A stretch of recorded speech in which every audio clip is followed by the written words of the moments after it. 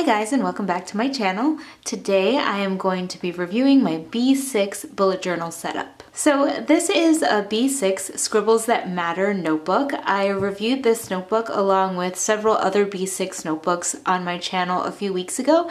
I will put it up in the cards or link it down below if you're interested in checking out those videos. Or that video rather. When I did the review, I decided that I liked the Scribbles That Matter B6 the most. So I decided to try bullet journaling in this B6 just for the holiday season. So I will only be using this for November and December, mostly because I knew that the size might be a little bit difficult for me to work with, even though I really enjoyed the B6 when I used it last year. I know that I kind of need more room, and I'm kind of seeing whether or not I could potentially downsize or if I need to stay with my current A5 system. So I just thought I'd give this a good college try for 2 months, and I went ahead and set it up as though I would use it for 6 months because that's generally how long my bullet journals last. So to start, this guy is the red Scribbles That Matter, and in the very first page I have opted not to put my contact information until I finish reviewing this or recording this video rather, so that way I can have my contact information there. I have left a bullet journal before. I left a bullet journal at Whole Foods a few months ago and it was returned to me, so now I know that I definitely need to write this down just because I always do carry my bullet journal around with me, so it also increases the likelihood I could leave it somewhere. So starting with that first title page, it just says B6 dotted journal. I have not completed my index yet because I just finished setting this guy up. It has these 4 pages of index, and then I keep this page open mostly because I like to put my motto or my saying for the next few months when I start every bullet journal. But because I'm only going to have this for 2 months, I've decided to kind of decorate it for Christmas, but I haven't gotten into my Christmas kits yet, so this page is still empty. After that, I have my month of November and December. What I chose to do was I opted to put in a little calendar here on the top left-hand corner, then the month, then I have events on the left-hand side and tasks on the right-hand side. Because I don't have enough room to put, say, 1 through 31 for the month of December, what I've done is I've written 1, 2, 3, 4, 5, and that is for the different weeks in December. That way, if an event is coming up, say the second week of December, I can put it here because I kind of like my events to be in order. I know that I can write lists of events as they come in. So let's say I have an event for December 5th, and then I have an event for 15 December, and then I have an event for December 8th, for example. I can just list them one after the other, but I kind of like them to be in the order that they are going to occur.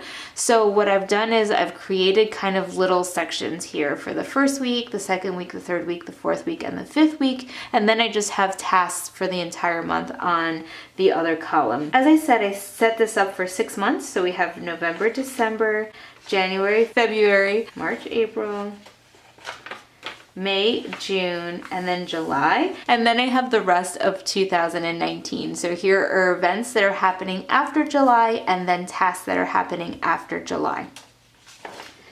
I went ahead and set up this kind of bird's eye view of the next 9 months because I have a big 1-year calendar in my office, and there I write important dates like business trips, when I'm going to be out of town, when my husband's going to be out of town, when my son isn't at school and we might need to juggle childcare. So those kinds of things, or if my job is closed or my husband's job is closed. So those things that we know way in advance, I have them in my yearly calendar at work. So I thought I would have this here in my personal bullet journal so that I can write major life events that are happening at work that affect me at home. So if I have a business trip, for example, I need to know that, or if my son is off from school, I need to know that. So I am going to just transpose those markings that I have in my yearly calendar at work to this big 9-month overview here. Next, I have books that I want to read. As I started transposing books that I wanted to read from my A5 bullet journal that I finished over to this B6, I started to notice that I was running out of room fairly quickly. So again, I am getting these kinds of hints right now that the B6 might not work out so well for me. Then I have a list of things to do in Hawaii. Most of the time when we get bored here, we have run out of activities. We live on the island of Oahu, and we're not from here. We're here because we're a military family, so sometimes we run out of things to do. So I have a list of things that potentially we can do while we're here, or things that we want to make sure to do before we move back to the mainland. Then I have movies to watch, I have gifts, and hopefully no one in my family will be watching this because I have the gifts that I got for my husband and gifts that I got for my son. Usually I do all of my purchases in November and potentially a few Black Friday, Cyber Monday. So sometimes I forget what I buy people, and then sometimes I end up buying too much because I forget that I've purchased other things. So this is a way for me to keep track of what I have purchased for the holiday and also for gift ideas for the future. Next, I have my wish list, or things that I'd like to purchase for myself, or potentially if someone asks me what I'm saving up for or what I'd like. I have my wish list, and then I have coupon codes that I've received from different shops. Then I have important information. So this is things like login information, which I didn't put in now because I knew I was going to be filming this video. So here is my important information, things like the maintenance number for our apartment complex, things like that.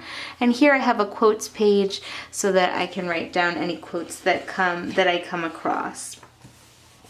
Then I have video ideas here and videos in progress here. I just write if I've filmed them, if I've edited them, if I have set up the photo, if I've uploaded, and then finally if I've posted.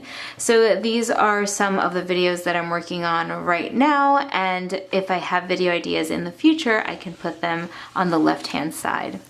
Then I have this list called All the Kits, and this is to list all of my planner-related weekly kits that I have. Sometimes I forget that I've purchased like enough Valentine's Day kits, or I definitely went overboard with my fall kits. So having a listing of everything that I have helps me to kind of shop my stash. And here is Happy Mail, and this is where I list things that I am waiting on. Here is my current makeup collection. If I'm walking around Sephora or Ulta, I know what I already have.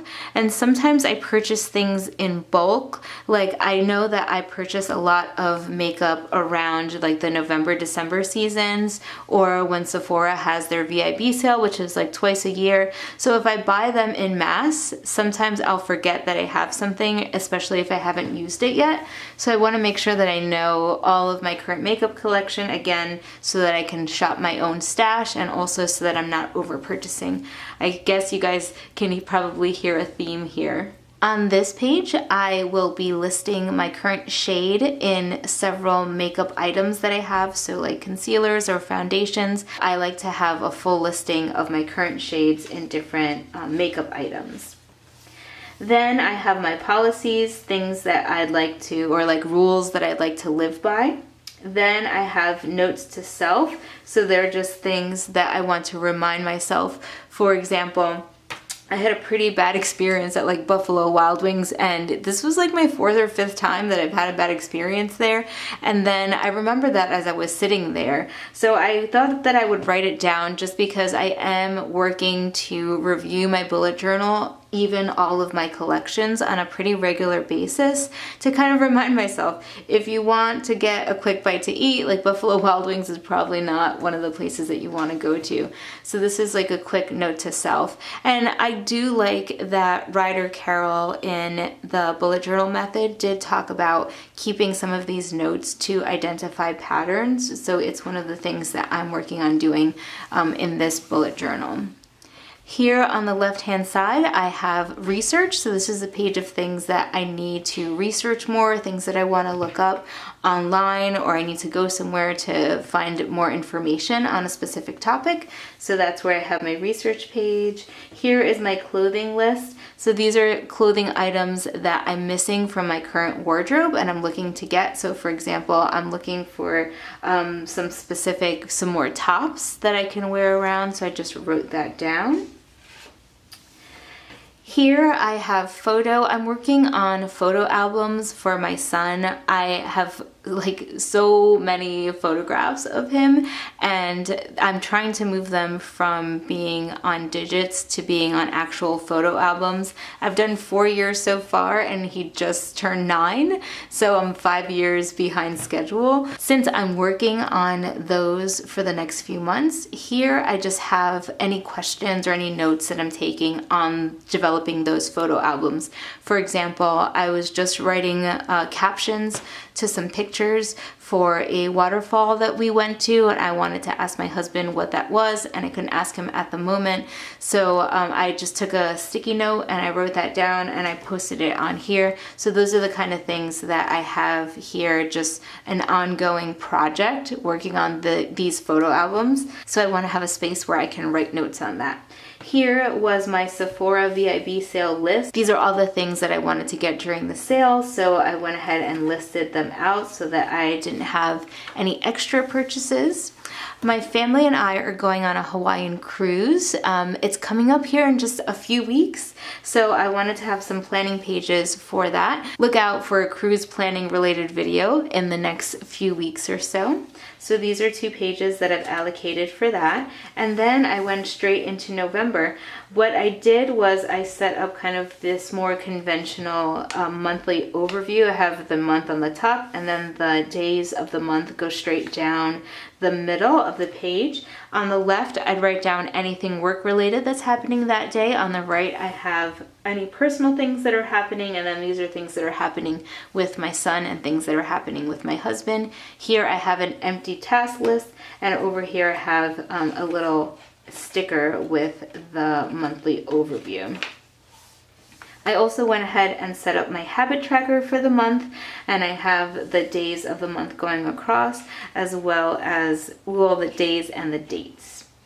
Then I have a November task list, and this is my sleep log. So I just feel like a little bit compressed in this setup, but I'm going to give it a try and just see how it works out for me for the month of November and December. So that's about it, guys. I am really interested to know what size book do you use, or what size journal do you use for bullet journaling, or if you don't bullet journal, what size is your current planner? I was really interested in exploring different sizes because I did see some people bullet journaling in an A6 size, and I also recently got the Hobonichi original size, and I was thinking, well, maybe I can downgrade to just like an A6 from an A5, and that was like too much of a leap for me. So this is kind of a middle ground, and I am having I have mixed emotions about whether or not I want to move into a B6 permanently or go back to an A5, or what I'm going to be doing. But I'm interested in what sizes people are using, so leave a comment in the comment section down below. What size do you use for either bullet journaling, or what size is your planner? And until next time, guys, I hope this video brought you some utility and joy.